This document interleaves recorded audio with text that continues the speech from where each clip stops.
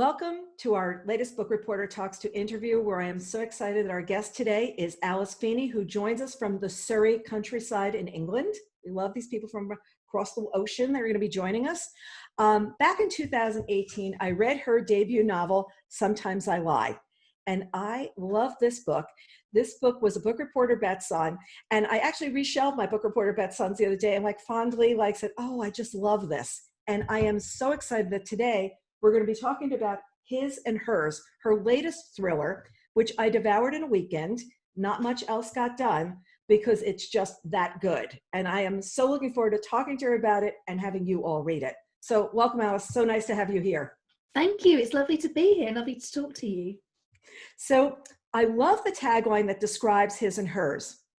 There are two sides to every story, yours and mine, ours and theirs, his and hers, which means someone is always lying. So with that in mind, tell us about His and Hers. Oh, His and Hers is one of my favourite books. I always think that books are a little bit like children, and as an author, you're not really allowed to have a favourite, but this one is mine. Don't tell anyone.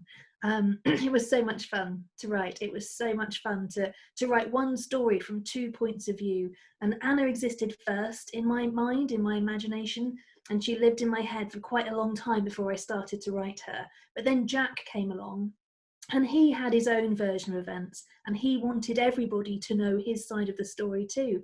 And that really is how the book was born. They both had their way in my imagination, and I could hear them both arguing about various things. And when I started writing the book, it felt right that they should both have their say. And they definitely were both bickering, going back and forth. And I love twisty tales, especially when the twists are both unexpected and satisfying. Because sometimes they're unexpected, but they're just not satisfying, which definitely happens here. How much plotting went into this? Did you have it all thought through right from the beginning? Yes, I'm definitely a plotter and a bit of a planner with everything in my life. So even if I'm walking the dog, I need to know exactly where I'm going and have the whole route mapped out, or I'll be worried about getting lost the entire journey. And for me, it's the same with the books. So I have these giant boards in my garden shed where I write, and these coloured cards, and I have to plot out the whole story before I write a single word.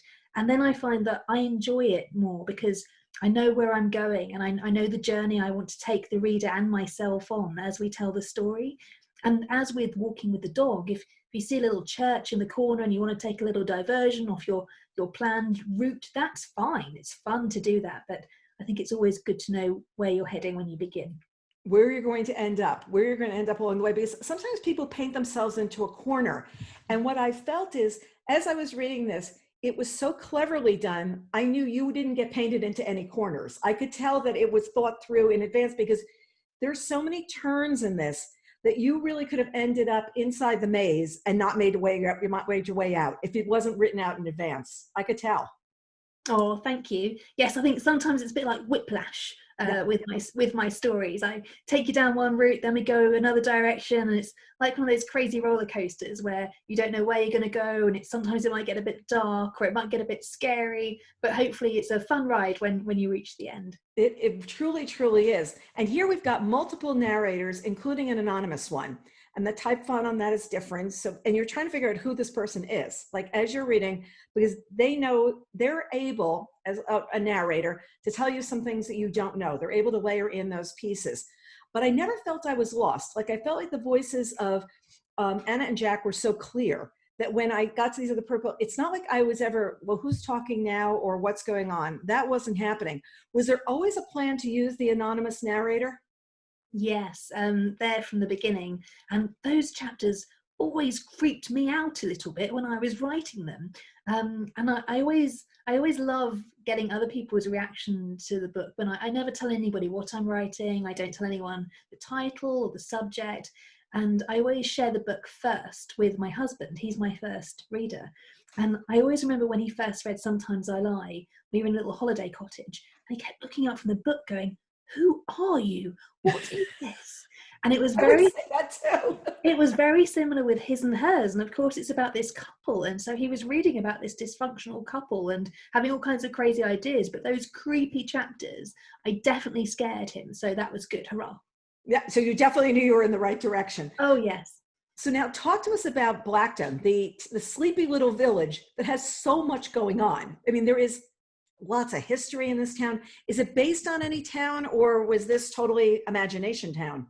I am in love with Blackdown, and I spent so long there in my imagination that now it feels like a real place to me. And sometimes I get a little bit homesick for it, because obviously I'm inside the next book now. But it's based on three real places that I visited, that have sort of merged inside my mind in a quite disturbing way. And I think the way I have it is much better than reality. I'd like to live in my version, but no, it's quite creepy with all the trees and the woods, and the way the roots from the trees just leak down into the town below, and they're just everywhere, coming up through the pavement. Sidewalk in America. I'm getting used to all these little differences. All these little nuances. Exactly, but I'm very fond of Blackdown. It's just one of those places, we all know them, these places that haven't really moved on with time, and these places where everybody knows everybody else. And sometimes that's great, and sometimes it's not so good. So just like Shari LaPena's books, and Shari LaPena is one of those authors that, just like you, now, I realize that once I start reading, I am not going to be able to finish, because you've got these cliffhanger chapters that just say, one more, just one more, one more. Are you always plotting and how to lead them on to that next chapter? Are you always saying, let me get this one right? I think I'm always plotting in terms of what would make me want to read, because I love those books where you really can't just put them down. You think one more chapter, and you've just got to know what happens next. And sometimes for me, it isn't actually meant to be the end of a chapter, but you'll reach a certain point in the story and you'll think, oh, this would be a great place to leave it just for now until we move on a bit. So things do restructure themselves in that way sometimes, just because it's so much fun, and it's so much fun to imagine what the reader might think if we just hit pause just here. Right there, let's stop, let's go. And then you flip the page and you're in the other person's voice, or you're in something else. But I never felt, like I said, that I was lost. There's sometimes when people employ that and you're lost and you can't even remember where you were on the chapter before. I wasn't feeling that at all. And I feel like that comes from the plotting in advance as well, because you know what's going to do. So then you can work on the craft of writing because the structure of writing is there. Am I right on that one? I think there's no right or wrong way how to write. I think it's different for every author.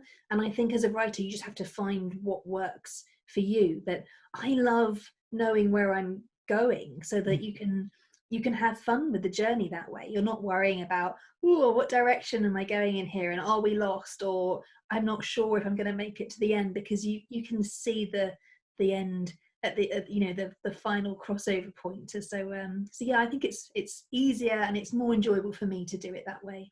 And it's also, you know who the killer is, because a lot of times it's people, you feel like they don't even know. Like sometimes you're reading a book and you're like, this is so all over the place. Did they not figure it out till page 120? Or is it like, what's going on? I just feel like that's really good. So what character came to you first? It was Anna was your character first. And was she the easier one of all of them to write? I think they were all quite fun to write in this book. I think I had been thinking about this book for a very long time before I wrote it. And Anna's story originally was separate to another part in the book. I'm trying to edit myself so I don't give away any Yes, exactly. I'm trying not to too. But they were basically two different books. And then one day, I'm fairly sure it was August the 23rd, 2018, would it have been? Where the whole story came together in my head on a walk in the woods with the dog. And I thought, these two stories belong together. And they stitched themselves in this very intricate, exciting way, exciting to me anyway, as an author, so that I practically ran 3 miles back from where I was in the woods back to my house to scribble it all down. So I think sometimes stories just happen like that very quickly. But often for me, pretty much all of my books have come from ideas that have been lurking in the darkest corners of my mind for quite some time.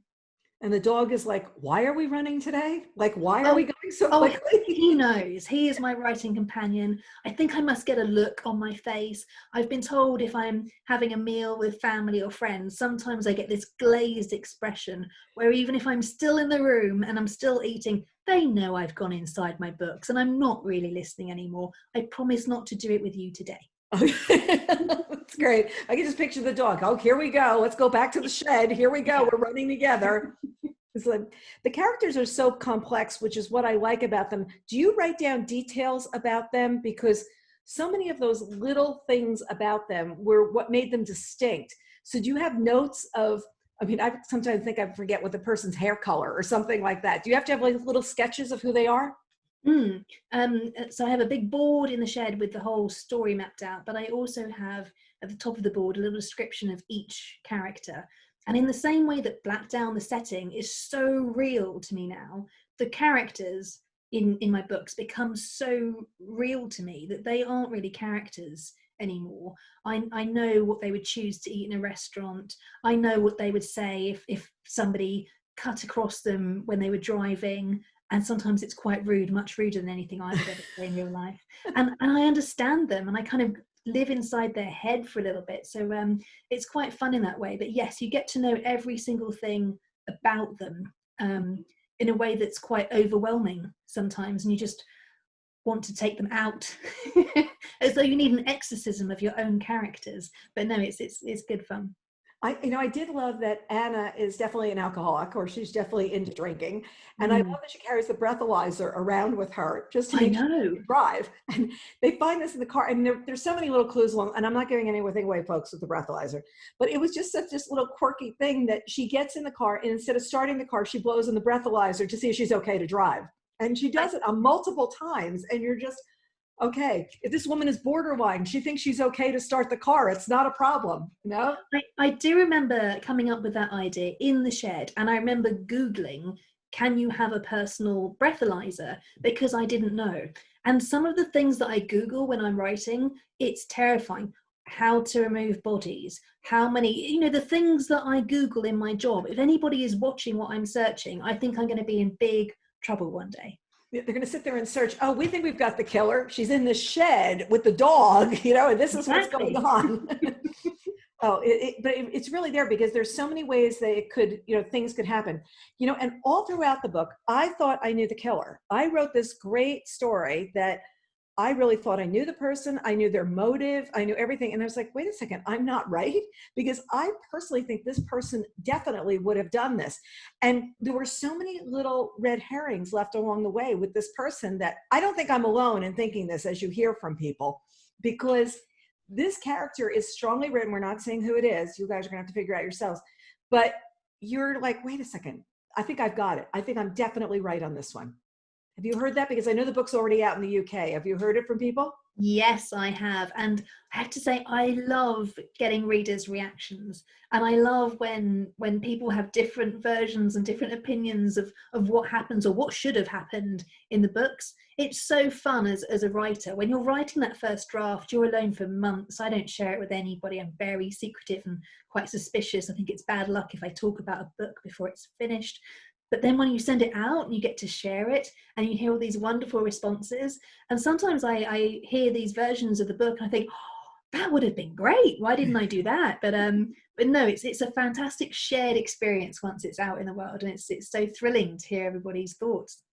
Yeah, and it also shows how much people were really vested in the reading, that they would sit there and have a completely different character and have, like, you laid the little groundwork for it, but that people pick up on it has got to be fun as a writer to sit there and say, like, I did that, I tricked you, but I got you. It really worked.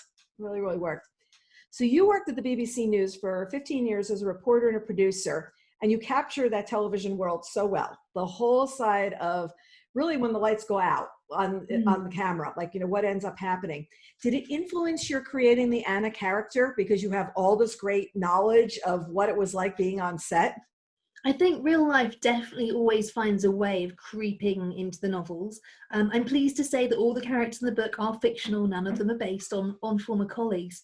But if anything, I went out of my way. I used to work on the 1 o'clock news. So I went out of my way to make sure that nobody sounded too much like anyone I ever worked with while I was there, because I do write dark and twisty books and I didn't want to upset or offend anybody, but I also loved the idea of revisiting the BBC newsroom and using that world, that journalism world, as a backdrop for a dark and twisty story. So no, it was great fun to pop back even in my imagination, and I hope people will enjoy those little aspects of the book and they'll hopefully feel quite genuine, because I did work there for a long time. Well, what I did love too is when Anna's going to go out and be shot and she wants to make sure she has the right camera person that makes her look good. And I had never really thought about like that some camera people are going to make you look better than others. And she needed somebody that didn't make her look old or all these things. And I just love that. So did you see that a lot on set? Is that somebody I want so-and-so because they make me look good? I do remember when I first joined the BBC, there was a correspondent who I used to work with. I was a producer, and I won't name names, but I always remembered she would say, from above, and she always wanted to be filmed at a slight angle.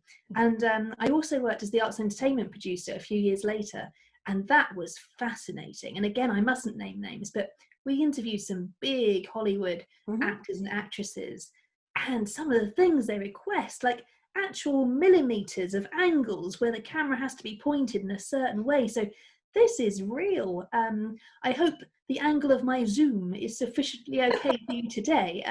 But yes, there are some people who are very particular about these sorts of things, and it's always fun to dip into those worlds, especially when you've experienced a little bit of them in real life. Yeah, I worked at Condé Nast for a very long time. And I used to say, but everybody goes, oh, that model looks really good. I said, you should see when they come in with no makeup on, like you're looking at the bone structure, because you would not pick this person out on the street quite the same way. And I think we live in such a false world in a lot of ways. And I think the one thing that's been interesting about these last few months is we've all gotten more real. We're shooting in my dining room. And you're seeing celebrities that are in their homes. Yes, they've got a little bit more makeup on but people are looking a lot more real. And everything I find has gotten a lot less precious. It's gotten that, the other day I was watching a cooking show, and I always like marvel at those. I'm like watching The Pioneer Woman, and everything is always perfect in their kitchen. And then she goes to put something in and calls the ingredient. And I'm looking at them, that's not the ingredient. She says, why did I just call it that? And they didn't reshoot. They left it there.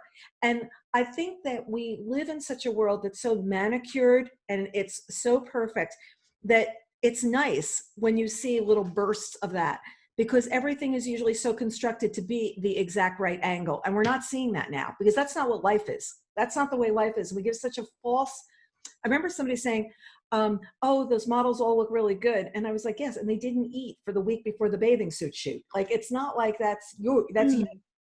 Yeah, I think that's true. And I think it's quite frightening, the society that we're in at the moment, in terms of social media and this pressure, especially on younger people, to look a certain way, to be a certain way, to act a certain way. It's not very healthy for them or for anybody else. So I quite like that yesterday I wanted to do a publication day picture. I'm not really much of a selfie person, I'm quite shy, but my selfie was a walk in the woods with the dog and my book, and my husband took a quick picture on my iPhone. I'm not sure whether the angle was wonderful or not, but it made me happy because it was real. It's just a nice memory of publication day, and with all my favourite people and my book at the same time. Doesn't get better as an author.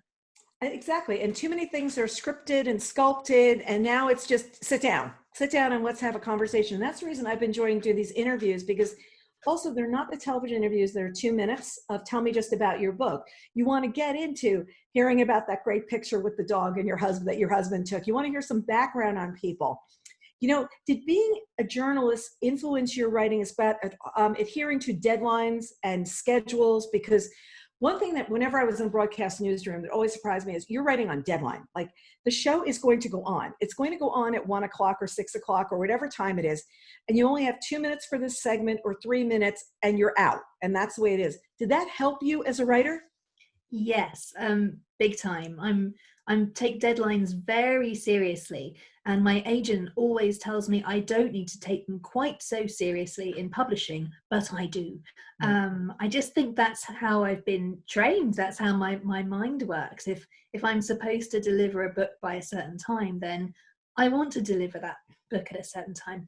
And also, a bit like television news, if you're late with your part of the process, that affects other people. And it's the same in publishing. And I've got so much respect for all the people that I work with, my publishers in America and my publishers in the UK. These people are so clever and so brilliant and do the most incredible job of making my books look this shiny and magical and wonderful. It's still a dream to pick it up. So I think, as an author, maybe even if it is allowed to sometimes be a little bit behind with your deadlines, I don't like to be. I like everything to be organized and sent off on time. Well, Linwood Barkley was talking to me a couple of years ago about writer's block. Like, people say they have writer's block. He goes, you can't have plumber block. You can't have teacher block. Like, everybody else just sits down and gets it done. And if it needs fixing later on or whatever, just get it done. And then you can get outside help. But if it's not from your brain onto the page, then it's nowhere. It's still yours. It's still inside your head. So I think once you've got that first draft completed, then you can always make it better. It's getting that first draft done so that you've got something, you've got a book. So for me, that's always the most pressure I put on myself, and I like to write those first drafts as quickly as I possibly can, and I do tend to disappear inside my own little world while I do it. And I remember when I was writing the first draft of His and Hers, I was terrible because I was so excited about the book.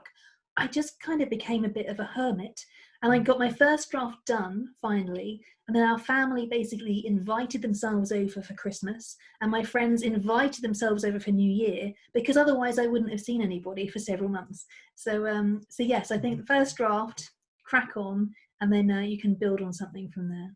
how long does the first draft usually take? And is it a messy first draft, or is it pretty polished? Like when you're writing, because you don't do the outlining in advance, you're plotting. It's hard to describe my own book, whether or not it's polished at that stage or not. I'm quite particular, I guess. For His and Hers took 3 months. It was super fast. Wow. But because I really didn't leave the shed other than to eat and occasionally sleep, it was a bit of an obsession for me, this one. I loved it so much, and I enjoyed writing it so much. But then I tend to do at least 3 drafts before I show anybody at all. So no, I do tend to polish quite a lot before I'm willing to share, and that's for lots of reasons. I've been described as a perfectionist before, and I don't mind that. I'm quite happy with that label. But also, I think I want it to be the best it can be before anybody reads it. I think someone reading your work is such a privilege. It's such an amazing thing. So whether it's readers or whether it's my agent or publishers, I want it to be the best story it can be for them too. That first reading is so important. So is your agent trying to grab it out of your hands? Are they like, okay, deliver it? I'm still playing with it.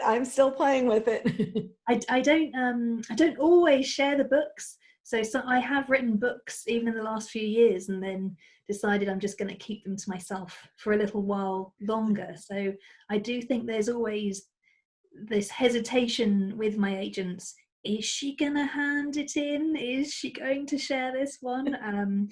But with His and Hers, I felt excited to share it, and I was just thrilled when they liked it as much as I hoped that they might. I was just picturing the agent calling you to see how things are going. It's like this cat and mouse game. How do I approach her? How do I ask the question? Am I going to get it? I can just picture this must be fun. You have a great line in this book where it's you loved, let me see this line I loved, I should read it. Choosing to forget can be a lot less painful than choosing to remember. And there's so much to think about there for each of your characters. Did you have that line early on? It comes very late in the book. But was that, I feel like that was so much of the heart of what this book is about. And it comes late, but it could really be so much earlier and everybody would understand the book just as well. I think you're right. That line really does apply to pretty much everybody in the novel. I love little lines like that when I read them in novels. things that make me think and apply everything that's happening to those characters to my own life, to what's going on around me. So I imagine I probably came up with the line around the point where it's been put in the book, but I am one of those people who does have little ideas every now and then, quite often actually, and will again interrupt proceedings, whether I'm seeing a friend or doing something. Actually, I have done it with my agent before. I remember having lunch with my agent where I just stared strangely, and then I've just got to write this down. I'm so sorry, I've just got to write this down, because when you have these little nuggets, you want to keep them. Mm-hmm. So yes, I'm rather fond of that line too. Thank you. It was just a wonderful line, and it made me want to go back. There are moments I want to go back and read this book. I wish I had the luxury of time to go back and read, because I'd like to read the whole anonymous narrator's trail, like the whole thing along, and see how that really was developed. Because I think this is a book that it's so well done that I feel like it could be taught from, of how to do the narrative line and do the anonymous narrator, because it all flowed and worked so well. But if you read any one of those story lines, you still have a story, you still have a book, and then you've got the conflict amongst them. And sometimes when you're reading, when there's multiple characters, one of the character lines is not that strong, it just weakens out or whatever. But in this, I wasn't seeing that at all. So there's a huge compliment. Thank you, it's really kind.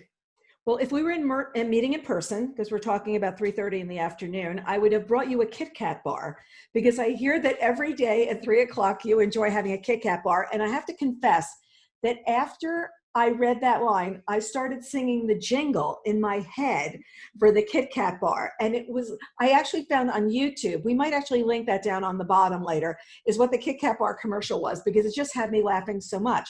So then amusingly, you have a whole page where Jack talks about loving chocolate and eating a piece of chocolate every day. So just want you to know, I found that old interview, and then I was like, wait a second. When I first read the book, one of the pages I folded down was Jack talking about this chocolate, and I had no idea that that's something you did. But I found his obsession with that was, I guess, the author looked onto the page. It's impossible not to do it. There are definitely little bits of me in all of them. To be honest, I'm the only person I ever recognize in my characters in that way. And the Kit Kat thing, that's so funny. I really do that. 3 p.m. on the dot. It's like my little break. So my shed is in the garden, which is just that way at the top of the garden. I live on a hill, and at 3 o'clock, my dog, I don't know how he knows how to tell time. I mean, there's so many things I wish he could do, but he knows what time it is breakfast, what time is dinner, and he knows our 3 o'clock snack time. So I come down to the kitchen and I get myself a drink and I get myself a Kit Kat. If it's a fancy day, an orange Kit Kat, just to spice things up. And I get a dog biscuit, and he has a little snack, and so do I. And it's just part of my writing routine. It's my reward for if we've got enough words down that day. Well, I almost drove downtown today to get the Kit Kat bar. Last year, we interviewed somebody who really liked these one kind of candies, and I went and brought them all. And during the interview, they were like eating. It was Alexa Shaken, and she was just like loving these candies. And then for Shayla Pena, she likes the chocolate M&Ms and dark chocolate M&Ms, and she was eating them during the interview. So it was so funny. I said, if they're there, it's like the person can't hold himself back. It's like, oh, wow, there's my snack. I'm ready to go. It was really fun. I just think that's great.